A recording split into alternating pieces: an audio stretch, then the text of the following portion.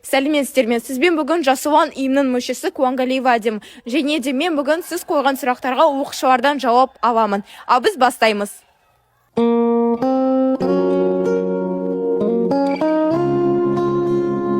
Сәлем. Сәлем.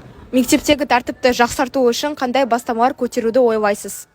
Жалпы біздің мектептегі тәртіпті жақсарту үшін мен мектеп парламентінің оқушылардың тәртібін қадағалауды жөн көремін. Сонымен қатар әр 90 сайын осы тәртіп ережелерін сақтау жөнінде жиындар өткізілу керек деп санаймын.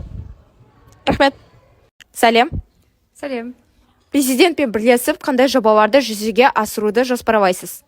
Біз президентпен бірлесіп көптеген жобаларды қолға алуға тырысамыз.